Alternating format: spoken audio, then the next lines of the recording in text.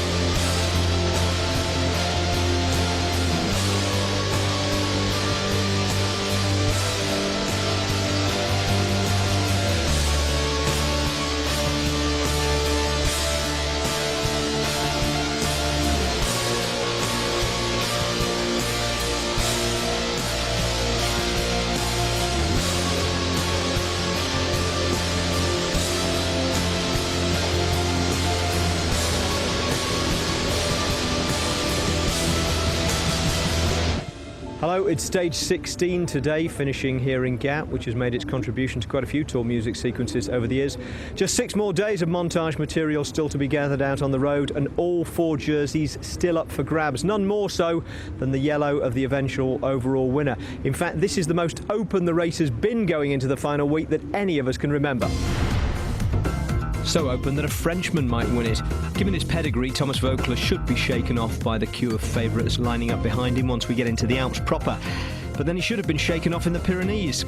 He still leads from the lineup of Schleck, Evans, Schleck Jr., Basso, Sanchez, Contador and Cunego. And he's had the yellow jersey for a week now.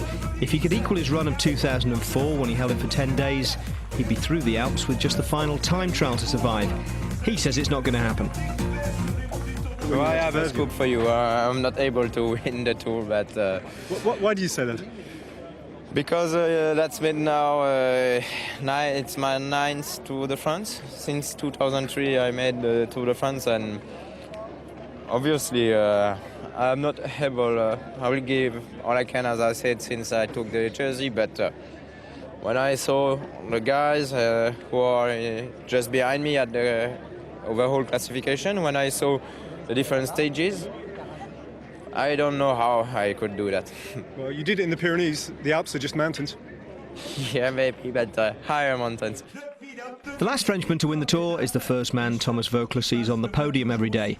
Bernard Hinault won the last of his 5 in 1985, and the Badger has always been more realist than romantic.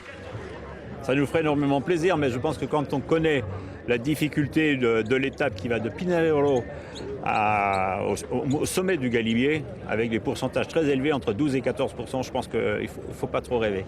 Mais il peut se passer plein de choses encore. Hein. C'est pas fini le Tour. Hein. Mais et tant qu'on n'est pas rendu à Paris, on n'a pas gagné, on n'a pas perdu. Now, talking of Paris, over the past few years it's been the green jersey that's provided the big suspense going into the final day on the Champs-Élysées, but this year it could be wrapped up well in advance, and if that happened it would be Britain's first jersey win since 1984 when Robert Miller won the King of the Mountains competition. Mark Cavendish basically has to survive the Alps and hope that his big rival Philippe Gilbert doesn't do anything spectacular in them. Cav showed that he'd survived the Pyrenees pretty well by coming straight off the massive mountain stage to Plateau de Bay with his 4th stage win in Montpellier. That gave him a healthy 37-point lead over José Joaquín Rojas in 2nd place and 71 over Gilbert in 3rd. Gilbert, though, will be looking to close that gap on the run into the town of the same name. Stage 16 is 162 kilometres, starting out from Saint-Paul-Trois-Châteaux in the Drôme and taking the race to the foot of the Alps. And it's the one foothill on the route that could be the launching point for a Gilbert attack. The intermediate sprint is at 117 kilometres. Hard to tell from the stage profile whether or not it's uphill, but Cav should be around to contest that. Then comes the climb of the Col de Mons with just 11 kilometres of fast descending to the finishing gap. It's an open invitation to the Belgian champion to get himself back in the green jersey race. It might also be a chance for the better descenders among the overall favourites to steal a few seconds too, although saving their legs for tomorrow's big climbs might be a higher priority. No abandons on the rest day and no positive dope tests either, which is always a relief, so 170 men rolling out of Saint-Paul-Trois-Châteaux this morning. Leonardo Duque on the right of the screen here was down early on, overlapping a wheel and landing quite heavily, but he got back up and in the race. And it was an incredibly fast race as everybody tried to get into a break and nobody could agree on who should be allowed to go. Eventually, more than halfway through the stage, a 10-man group did get away. Philippe Gilbert was not in it, but a couple of big names were. Tourusoft was one of them, along with his Garmin teammate Ryder Hagedal, and Sky's Edvald Bosenhagen was in there too.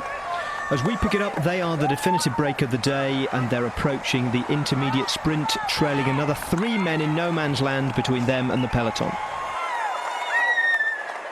Well, we're 1 kilometre to go now. These are the leading 10. It might be the break of the day. It took an awful long time to get it away. Nearly 6 minutes. They're up now. Mark Cavendish can breathe a sigh of relief because they got back the break that contained Rojas, the man nearest him in that green jersey competition.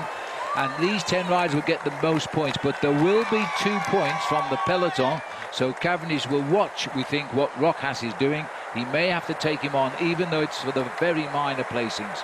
It's a battle for the sprinters. Over the next week, the sprinters have almost nothing to do with the overall standings on the race, and they have to survive in the mountains. They'll drag their bodies over, and as we've seen Mark Cavendish say, Phil, he has to count on his teammates to get him through the mountain stages. Well, are they going to sprint or aren't they? Watch out for the man in the rainbow stripes, because that's Thor Hushovd. He is 4th in the competition, but he's a long way behind the points total of Mark Cavendish and indeed Jose Rojas. Ryder Hagedal flexing his legs there, number 55, and Thor is moving up towards the front.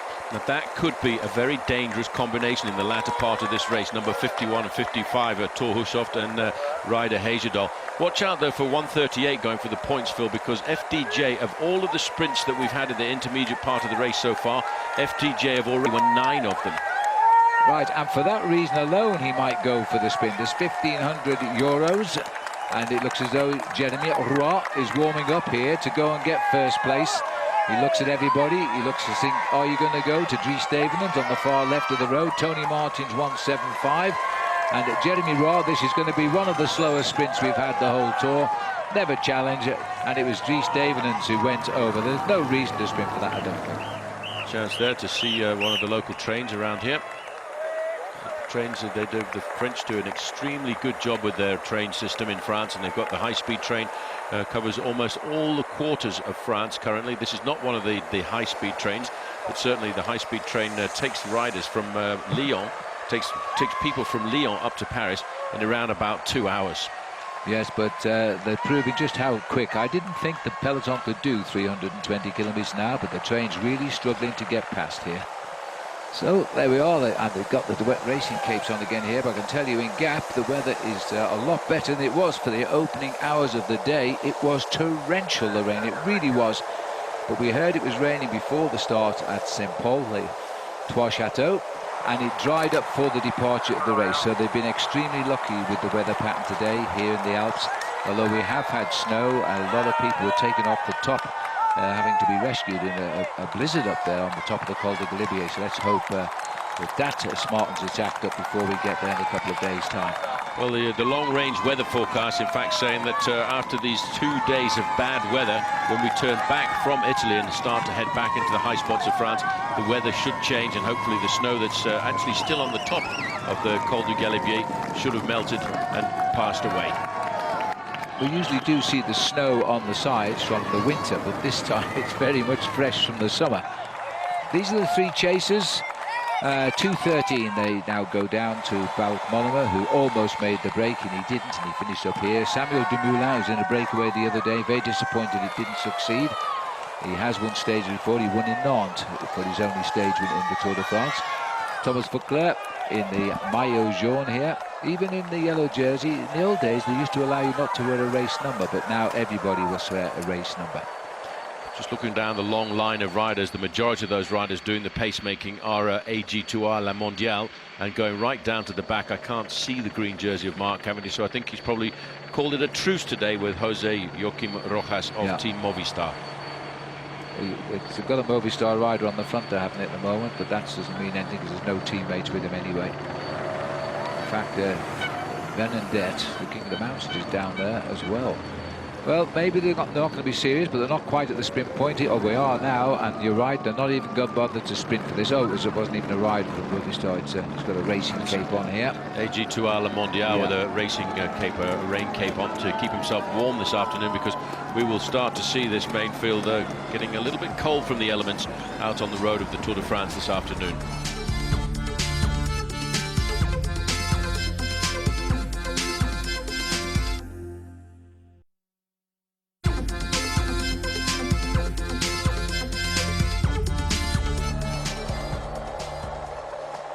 We're looking down now on 10 riders who suddenly have cracked up on the climb of the Col de Mans. The man who caused the problem, he attacked at the bottom. This is him, Ignatiev of Russia in the Katusha squad. Coming up to him, I think, is Dries Devenant on quick-step. There he is now, and the peloton has been greatly reduced in the break. But this is an interesting move here. All of the work being done for Cadel Evans by Team BMC. Well, they're actually acting here as they go under the banner with 20 kilometers to go. They're acting as if Cadel Evans is already the leader of this bike race this afternoon. They've come to the front more than I don't see an attack coming on this climb, but who knows if Alberto Contador is going to try and stretch his legs this afternoon. I would expect that's much more a defensive move by BMC to keep Cadel Evans at the front, especially on these tricky roads. More riders getting shelled from the main field. The national champion of France is Sylvain Chavanel, à l'arrière de la course, at the back end of the race. This is the damage that the climb is doing to the peloton. Ryder Hagedal, you might just have noticed that little flick of his hand there. He was actually changing it onto the big chainring. He's powering a massive gear now as he closes down the final 1 or 2 meters to the back wheel of Ignatiev. Well, he's done what Dries Devenant's tried to do, and he did it over about 4 kilometers. Hagedal has just done it quite easily. He could be going on here, and this is an outstanding performance by the 30-year-old Canadian. As he comes up now, is he still going good enough to break the will of Ignatiev? He's taken his slipstream now. His teammate, Hagedal's teammate Hushoff in the centre there, will try to slow them all down here. There's no more reaction going to come from him. And don't forget the background of Ryder Hagedal either, Phil, because he came to the road cycling side of the sport having been a very accomplished mountain biker, and he will be able to go down this hill exceptionally well, and he could, in fact, consolidate his advantage. So the man from Vancouver flying the Canadian flag this time. It looks as though Ignatiev is not going to be easy to dispatch. He's got into his slipstream, but he'll just keep the pressure on there for the moment and just see what happens. It's a good situation, as I said, Phil, for Garmin Savella, because having Thor Hushoff there, these guys are trying to wonder now, what do we do? Do we drag Thor Hushoff back up to Ryder Hagedal and then he beats us in the sprint anyway, or do we wait and try and jump him before we get to the top of the climb? It is pretty grim weather out there on the climb of the Col de Mans. It's higher up than where we are. We're down in the valley in Gap, and we haven't got the rain at the moment in the finishing line, so they might come back to dry conditions. Well, Ryder Hagedal is prizing that gap open now, Phil. It's up to 26 seconds. He looks over his shoulder to judge what the gap is. Well, I think I've just seen Bush and Thomas Voeckler there fighting for his yellow jersey. He's counting as well, and he's coming across to the chase group. The man who's surprising me is Fabian Cancellara, who's still here on a climb and trying to drive across Frank and Andy Schleck and Cadel Evans. Well, they've put down a little bit, as you see Thomas Voeckler scrambling across the gap. They've got rid of Ivan Basso and Sammy Sanchez, so this is a big move this afternoon. I just noticed the orange jersey of Sanchez. He sees this as being extremely dangerous. They've got to chase. If they get away and they have to take risks down the other side, that would be terrible. And let's go back quickly to the front, because at the front, Hagedal is getting away too. He's breaking from Ignatiev. Sanchez has come forward. His golden helmet of Olympic champion makes him very easy to pick out. There he is on the head of the race. He's now countered the move of these others. Well, Contador has really lit the touch paper now, and everybody's throwing a hat in the ring. Well, those are the guys that we're looking at, the top 6 guys in the overall standings. They're battling it out. Thomas Voeckler has seen this, and he is still accompanying the heads of state, the men who we talked about as the pre-tour favourites. Andy Schleck sees this as an opportunity to open up a little bit more time, but Voeckler is a man possessed. He is riding incredibly well, and I wonder if they realise now they may well have made a little mistake in not trying to get rid of Thomas Voeckler. Andy Schleck goes over the top. Schleck is also excited now. He's trying to do it. You know, I don't think they can get rid of him. Contador is not really showing any signs of injury anymore. Schleck has tried many times to rid himself of Contador. Contador's having none of it. There's still 5 kilometres to go, as he wants now Sammy Sanchez to come and do some work. Well, they've got a slight gap over the peloton here, but this is an amazing situation to see what Contador has all of a sudden done. We are setting ourselves up to a very big escape going into the big mountains. On the front, the blue helmet there of Garmin Cervelo, that's Tommy Danielson, a now resident of Boulder, Colorado. He's in the top 10 in the overall standings, and he sees this as being a very important move.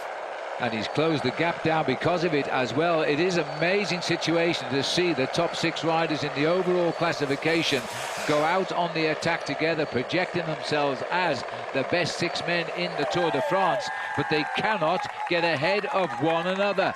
Now there's another attack being launched as we go back to the rider Hejudal, who's going serenely to the summit here and could be going to his first ever stage win in the Tour de France. Well, it looks like Jesus Hernandez coming over the top here. They want to keep the pace nice and high. They've seen that they've got themselves a nice, juicy little gap here. And coming over the top, Andy Schleck, so that's not a very good move. Well, as they continue on the climb, this is the peloton trying to repair the damage. Damiano Cunego in the pink jersey has got himself up here. The polka dot jersey of Venendert of Belgium also near the front. So as they've tried to open up the gaps, in fact, the peloton has clawed its way back up to this group. It's not as big as it was by any means, but still the big names are here. Nobody seems to be able to raise one sprint over the other. I think one of the reasons Alberto Contador went on the attack there, Phil, it was a psychological move. We're going to have a big psychological battle over the next couple of days, and it was for Alberto Contador to say to his teammates, I've got the legs here, guys. You're going to have to work for me over the next couple of days because I can still win this Tour de France. It's now Daniel Navarro on the front. Behind him, Andy Schleck. Rigoberto Urán, the rider from Colombia, and Sky in 4th position there in the white jersey, best young rider. Well, I wonder if Cadel Evans was expecting that move, because he used his teammates to ride near the front and was ready for it when he came as we head up towards the summit.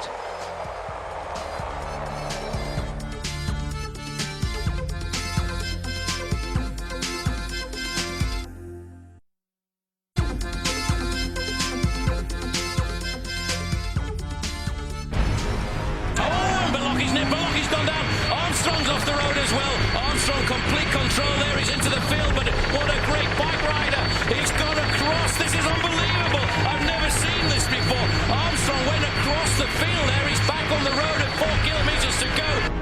That is the amount of rubber the riders have on the ground, and sometimes at speeds in excess of 100 kilometres an hour. They are, by necessity, pushing it to the absolute limit.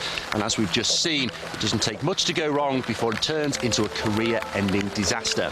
Well, that's what happened to Josep Belocchi, and it happened on this very corner. In fact, we've seen no less than 12 riders in this year's race succumb to serious incidents because of downhill disasters. Descending is something habitually discussed as a bolt-on to the major topics of who can climb and who can time trial, but there is a huge amount of time to be won and lost during these fast and dangerous parts of the race. Stage 16 offers a real opportunity to those in possession of this singular skill. So, who might they be, and what characteristics make a demon descender? 3 names that spring immediately to mind are Philippe Gilbert, Fabian Cancellara and Thor Hushovd. The latter used his ability in this area to win stage 13 after being clocked at 112 kilometres an hour on the final descent into Lourdes. He could clearly be seen distributing his not inconsiderable body weight to keep maximum ground contact. You won't see a tense muscle in his body as he brakes smoothly before each bend. His vision always fixed on a point 30 to 50 metres ahead of his present position. Necessity is the mother of invention, so unsurprisingly, it's the non-climbers that are the masters of the downhill. They have to live on the absolute ragged edge in order to keep themselves in contention. So it's sprinters, classics riders, and then climbers. That is the order of descending prowess. As we look now at the leader here, the Canadian rider Hejidal is looking for the top of the Col de Mans.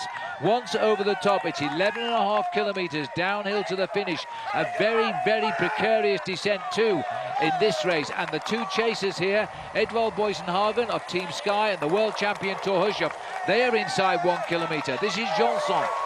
Well, Tommy Danielson trying to get himself across the gap, but the man doing the damage from the breakaway is rider Hejidal, the Canadian rider. It doesn't really matter whether or not he goes over the top on his own in the front or whether he gets caught by his teammate behind. As Contador goes again with Vogler. Vogler has got his back wheel. This man will not give his yellow jersey to anyone. They go past Johnson as if he's not even riding. Quick reaction from Andy Schleck as they come up towards the group again now. Well, Vogler is a man, he's unbelievable, he's a man on a mission, and although he said he has 0% chance of winning the Tour de France this year, Phil, if he continues to ride like this, with the confidence of a Tour de France winner, he could very well stay in contact in the mountains. Cadel Evans on the back foot now, on his wheel there is Frank Schleck, Damiano Cunego, Sammy Sanchez. They are starting to scramble their way back, and it's all up to Cadel Evans now on his own to nail these three back. And nail them back he most certainly will here, as Evans has caused a crack in the chase group. He's so anxious to get onto the back of those front three. He's cracked, and Frank Schleck himself is looking over his shoulder. Just behind Evans. Evans comes back, so Contador will shut down now once they come back. Let's go up to the summit now and see the arrival of rider Hejidal, the renaissance of the Canadian, who finished 7th overall last year in the Tour de France. He's never won a stage, but he's got his best ever chance now. 11.5 kilometres, all downhill to the finish. Yeah, and he's a great descender as we go back here to the little battle that's happening between Alberto Contador and the other guys in the overall standings. He sees this almost, because of the technicality of the descent, almost as like a mountaintop finish. He's prizing a gap open now on Andy Schleck, and Cadel Evans has to go. Schleck has cracked. Schleck has cracked, and Cadel Evans most certainly has not. He's catapulting himself up to the side of Alberto Contador. Well, Contador has announced his return to the Tour de France today on a second category, almost anonymous climb as we go into the Alps. He has really hit out at his rivals. He obviously saw there was a problem. Now, bear in mind, his team manager is a guy by the name of Bjarne Riis, who last year was the team manager for Andy Schleck. And I wonder if Bjarne Riis had a feeling today that Andy Schleck was going to have a hard time. Schleck now has cracked, and he's allowed Alberto Contador to fly free. Well, as time gains, and of course Cadel Evans, if he stays in this situation, will move up into second place overall tonight. I don't think he can possibly get back the time gap of over 2 minutes to claim yellow. But this is the time now. This is a most serious attack, and Contador is looking extremely strong here. Sanchez is another big danger who appeared in the Pyrenees and isn't going to disappear in the Alps. And watch out, Phil, on the descent once we start that descent, because Sammy Sanchez is one of the best descenders in the sport. Yes, he can go uphill very fast, but he can also finish it off on the downhill part of the course. Andy Schleck now on the back foot, has not got any friends with him. Hejidal looking over his shoulder. He wants to know the distance between himself and his teammate, and there's not very much more than about 50 metres. They're going to come up on him, and this is another perfect ride. Remember, Hejidal is on the same team as the world champion Hushovd. He will not be sad if he sees them bring him back, because with Hushovd they would win the stage anyway. But these three are making real time on the Tour de France, and they are gaining. I think we've seen Andy and Frank Schleck crack here. We should have suspected it in the Pyrenees, because they did everything and it didn't work, and Contador has waited. Now it's three men at the front. They've joined rider Hejidal for this rip-roaring descent. Well, and that's the word. This is a really, really dangerous descent. It hasn't really started yet, believe me. These boys, they go down this long descent, then they have to turn back on themselves.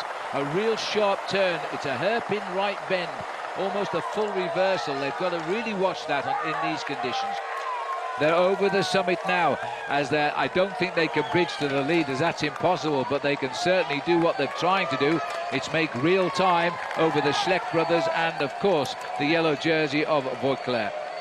So at the moment, the Contador group is 18 seconds ahead of the Schleck group. There'll be no improvement in his position overall tonight if it were to stay like that, but he would have closed down a little bit on time. 5:05 back to the peloton, but the race has really lit up now.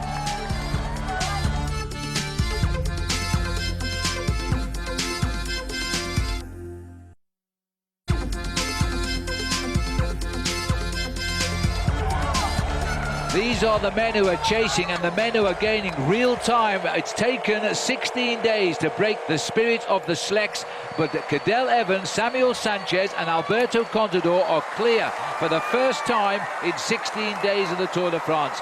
Now this is coming to the very sharp reverse hairpin here as they make their way on what looks like they are wet roads again now as we descend back down to the finish. This is Tony Martin in 4th place on the road. He's trying to get himself across that gap. He's caught at 34 seconds from the 3 leaders. He too must make a few risks on the descent if he hopes to try and catch the flying trio. Well, this has been a most incredible day of racing. We are going to come into the finish at approximately 20 minutes quicker than was ever anticipated by the organisers today. Just got to be careful on these long, slippery, wet roads here. This is a really dangerous descent. I think they were lining up for a sharp bend, but our cameras have cut to the back here. Well, don't expect Cadel Evans to be scared going downhill. He's an incredible mountain biker. He won the World Cup mountain bike before coming across to the road side of the sport. Looking like Andy Schleck himself hanging off the back of that peloton, not looking too happy with the way he was going down there. Cadel Evans, remember, twice a winner of the World Cup in mountain biking before he became a top pro road man. This is a chance to gain time. And this is on the day nobody would ever have thought they would have gained time. A second category mountain. The weather's done it, the high-speed racing. We're getting very close. That is the Boloki corner right there. They've come round it well. Now the sharp left turn. They'll pass on the left shoulder, the point where Lance Armstrong ran across the field just about there and jumped back in the race and continued to the finish in gap. Ryder Hagedal now is not too far away from coming onto the main road, and then the flat run in towards the finish. The 3 chasers there, behind the 3 chasers now, it's Thomas Voeckler. Voeckler is a very good descender. He will take advantage of this descent to put time between himself and the Schleck brothers, with the possibility, he'll be dreaming now of a serious possibility of a podium finish in Paris. Well, I don't think Andy Schleck was enjoying that descent at all. He was sitting off the back of the peloton. He was a little bit worried about that descent. Well, in fact, you can see there just slipping off the back. This is the danger of not being a great descender as we start to plummet down towards the outskirts of Gap. The gaps are appearing on the road to Gap. This is the changing face of the Tour de France today. And Andy Schleck has announced himself as the big favourite. He has always said he was going to win the Tour. He was going to beat Contador. He wanted him to ride so he could beat him. But for the first time, he's now been put big time on the defensive. Everybody wants to win the stage, and that breakaway has suddenly been the big attraction to break up the Tour de France today. They're on the flat road now. They're about 2.7 kilometres to go to the finish. A little move there by Thor Hushovd. Obviously a bit concerned about the presence of Bosenhagen. 37 seconds behind is Tony Martin, but still a 30-second advantage for Contador and Sanchez over the Schleck group. Well, Bosenhagen has gone to the front now. He's willing to work here. He won the stage into Ligier, his first ever stage win, and he's focused on. There's a crash on the bend. That's Anthony Roux has gone down, and this is a very nasty corner. There's Rojas going round as well. He looks like he might be getting himself a few points on this mountain stage this afternoon. They've regrouped here at 2 kilometres to go. Hushovd, Hagedal, Hagen. And Team Sky have got a man in the breakaway today who can sprint. And Hushovd will know that, so he'll try and play one off. Fortunate thing for Hagen is it's 2 against 1. Well, Raim Terame coming across the gap there to the yellow jersey. Thomas Voeckler may be doing a very good job of work here this afternoon, because he looks like he's putting a bit of time between himself and Frank and Andy Schleck. But now you can see Cadel Evans now is attacking this descent like a madman, coming across the gap. Alberto Contador, they're actually putting a bit of time between themselves and Sammy Sanchez, which is a bit of a surprise to me. Well, Sanchez, I don't think likes these are treacherous roads. Our cameras are not doing this road at all justice. This is a really tricky descent. Meanwhile, it's Hagedal who's now setting the pace. Don't be surprised if we see a little attack from number 51 just to try and draw Hagen. He's worried about it. I think this is really telling the truth that these 2 riders from Garmin-Cervelo are concerned about this young rider, Edward Bosenhagen. That's why they keep attacking one after the other, because you're certain to win if you go across the line on your own, and that's why they're trying to get rid of him. Watch this next move. Is it going to be another move by Thor Hushovd? He's in the best position. Well, two Norwegians, you know, they won't like to beat one another because they are from Norway, a country that doesn't have many top cyclists. But they're going to have to attack each other now. Thor Hushov's in the best position for sure. Boysenhagen knows all about him. They're on opposing teams, and Heyerdahl is the man who's being left. I think he'll open up the sprinting Heyerdahl, and Boysenhagen will have to chase him. Well, he's going to have to lead the sprint out for Ryder Heyerdahl, the Canadian. Now he's going to have to play the team man. His teammate Thor Hushoff is the faster of the two, but the question mark is, has Thor Hushoff still got that power left in his legs to beat the youngster? Well, Heyerdahl now starts opening up the sprint. We will find out now. Boysenhagen won in Ligier, Hushoff won in Lourdes in this year's Tour de France. Ryder Heyerdahl has never won a stage, and Boysenhagen is going to wait till the last minute to go for the rider in front. He'll have to, because Hushoff will come off his wheel, and he won't counter the movement. Well, he's gone, and that wasn't expected by Boysenhagen. That was a terrific move by Hushoff. Again, the tactics of the man. Now, has he got the legs to do it? Yes, he has. And Boysenhagen was not ready for the jump. Phil, you said it early on in the commentary, he is a great tactician when it comes down to moving away from a breakaway group like this. Fourth place is going to go to Tony Martin. Well, coming across for fifth place there, Mikhail Ignatiev, the right-hand bend now. You know, there's a gap here between Cadel Evans and Alberto Contador. Contador's going to have to ask Sammy Sanchez here for a little bit of a hand to try and nail back the Aussie. Well, Devenon's there being chased by Marco Mercato, and just behind him there it's Andre Grivko. Mercato gets the next position, and then you can see Devenon's just riding in. The next guys to come up to the finish line should be Cadel Evans, chased dramatically by Alberto Contador. Well, every second could count here for Cadel Evans, who's climbing very close up now into second position in the overall standings. He's concerned about getting a few seconds here and there over Alberto Contador. Look at the face of this man. This is Andy Schleck here, beaten on the climbs and now on the defensive, and not in a very happy position just now. Cadel Evans, you think he was racing to a stage win in the Tour de France today, but he's not. He's racing for about 11th place on the road as he goes under 1 kilometre to the finish. Cadel Evans is gaining real time as he takes the roundabout here in Gap.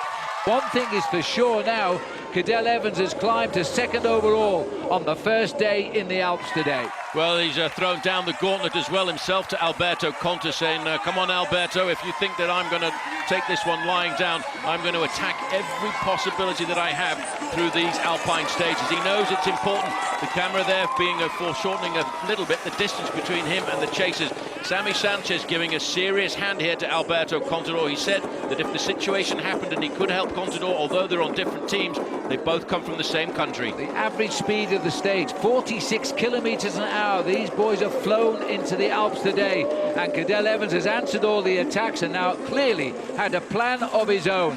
We'll watch the clock after he hits the line here to see just how much time he gains. But they're coming back slowly but surely. Little rise up to the line. Determined efforts. Every second looks like it's going to count in this year's Tour de France. They are trying desperately to get in at the same time as Evans. They won't quite do that. Paul Sherwin's got them at 5 seconds behind. Yeah, next man to come in, Thomas Vogler. He's not going to lie down either. The big battle. These are the guys who are second and third in the standings for the green jersey competition. The big acceleration coming from Rojas. He won't get too many points on today's stage, but every point's going to count for him as Philippe Gilbert comes across him. And Gilbert takes him on there too, even for the minor placings. And in comes the maillot jaune. Now, was Andy Schleck in that group? He wasn't in that group. He's still coming in. So the yellow jersey has taken time again over Andy Schleck. He's lost a little bit of time to Contador, but he had 4 minutes in hand on him, so he's not too worried. Evans was at 2:06.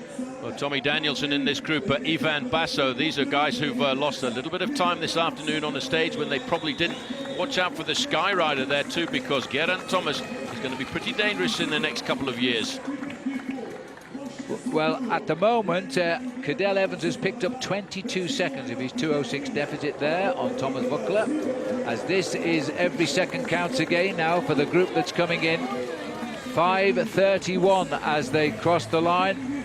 So, can you believe this? But they picked up 1 minute 7 seconds on Andy Schleck by Cadel Evans, and that is huge. Well, it seemed huge to everyone but Andy Schleck. He rode into the finish with what looked to be no urgency at all, happy to be paced by Maxime Montfort and not seeming to try to fight for any seconds that he may have lost. Let's deal with the stage result, though, before we get onto the larger picture. Although for Norway, the stage result is the larger picture. First, second and third, if you go back a couple of generations of Heyerdahl's. But it was the elder Norwegian Tore Soft using his experience to get the jump on the younger Edvald Børsenhagen. Tony Martin, Mikhail Ignatiev, Alan Perez, Jeremy Roy and Marco Marcato were the remains of the day's breakaway. The real action, though, was 4 minutes or so behind the winner. Cadel Evans finished alone, gapping Alberto Contador and Samuel Sanchez to the tune of 3 seconds, and it would have been more if the two of them hadn't worked together to bring him back. Jose Joaquin Rojas beat Philippe Gilbert in the sprint for 13th at the head of a group containing Thomas Voeckler and Frank Schleck. They were 21 seconds behind Evans. Ivan Basso lost 54 seconds to the Australian. Andy Schleck lost 1 minute and 9 seconds to Evans, 1:06 to Contador, finishing 5 minutes 32 down on the winner. Mark Cavendish finished only another 1:16 behind Andy, happy that the day's breakaway had wiped out most of the points, and he conceded only 3 to Jose Joaquin Rojas and 2 to Philippe Gilbert. Well, the Norwegian package tourists to France, and there are plenty of them, are getting their money's worth so far. So are Garmin. The one Cervelo rider they inherited who made it onto their tour team has made it their best tour ever so far. And his, I should think, too. He spoke to Ned. Yet another stage win. This is turning out to be something of a triumph for you, this Tour de France, isn't it? Yeah, it's incredible. It started well. I mean, I was always up there and had yellow jersey for 7 days. And then I won a beautiful stage alone, and today I managed to be in the breakaway again, and I won the stage again. It's an incredible Tour de France so far. Talking of which, we've got an incredible Tour de France finish in the making. With 5 stages left, Thomas Voeckler still leads, but it's Cadel Evans in second place now, 1 minute 45 behind. He's 4 seconds ahead of Frank Schleck in third, and 1 minute 18 ahead of Andy Schleck in fourth. Andy is now only 23 seconds ahead of Samuel Sanchez, who looked a virtual write-off after the first week, and 39 seconds ahead of Alberto Contador in sixth. Ivan Basso lost time to everyone except Andy. Damiano Cunego was in the Voeckler and Frank Schleck group and remains at 4 minutes and 1 second. So he's still there. He might be looking a little shakier on the podium now, Thomas Voeckler, but not as shaky as some of the big names behind him, and most notably the Schlecks. Let's hear from everyone involved in a fascinating stage. It's not a good day because the main thing is that I lost time on the favorites, so it's not a good day, but I have no regrets as I tried to follow them when they attacked and I couldn't, so that's the way it is. Estoy contento, parece que las piernas hoy me han respondido un poco mejor que estos días atrás. Sí que es verdad que tampoco es para estar eufórico, me han respondido mejor, eso siempre te motiva a ti y al equipo, y bueno, la verdad que no sé exactamente las diferencias que han sacado, pero bueno, con lo que me quedo sobre todo es con las buenas sensaciones en las piernas y bueno, quedan todavía 3 días más de montaña y habrá que intentar aprovecharlos. It was a dangerous finish, not a super climb. I didn't feel super when they attacked and did a bad downhill. I had to, someone in front of me slided in the first corner, so I had to clip the pedal out and had a gap of 150 meters, and I couldn't close it to the bottom. So, but yeah, there's other days to come. Now you lose more than 1 minute. What does that mean? I think it doesn't mean anything. I'm positive. My shape is good, and I showed it, and I'm going to show it again. So keep my head up for the next stages. Prepared for things on the downhill actually, because it's a little bit dangerous and narrow and so on. Last year, I came here and I had a broken arm, and that when we had to finish here, and that downhill really scared me. This year, got there in front alone. Followed the moves, and you know, the guys, George and Boogie, they got me right in the right position, right there in the bottom of the the last climb there, and from there I just had to play my cards as they came out, and well, it's all a bit of a blur right now, but I think it was a good little move and a good day. Were you expecting an attack today from Contador? No, honestly, I didn't think so. I expected that favorites could be very careful and try to be at the front of the pack at the top of the last climb, but not an attack at the beginning of the climb. Yo lo tenía clarísimo desde el primer momento que hoy había que probar, no sabía qué resultado iba a conseguir o no. El puerto la verdad que no era demasiado demasiado exigente en cuanto a pendiente. Sí que es verdad que se ha ido muy rápido las 2 primeras horas a 50 de media y eso ha hecho que toda la gente llegara bastante justa. Pero bueno, sí, en cierto modo también sorprender un poco. I am pretty disappointed, but more in, I mean, is this really what people want to see? Actually, a race decided in downhill. If I don't know, I don't think that's what I think the parkour is really bad chosen today. We don't want to see riders crashing or riders taking risks. Everybody have family at home, and finish like this should not be allowed. Did you expect that attack of Contador? I expected him to attack, yes. So we've heard from most of the protagonists now, and Chris, what we heard after the race was almost as important as what we saw in it. Yeah, we saw some serious contrast. I mean, Thomas Voeckler, he just took it on the chin, you know, took full responsibility for his own performance. I couldn't do it. They beat me. I lost some time. I don't have any regrets. And we saw with Andy Schleck, I mean, a complete throwing of the dolly out the pram, really. I mean, totally blame everybody, blame the course. Shouldn't have finishes like that. I think it was very, very disappointing and didn't do him any favours at all.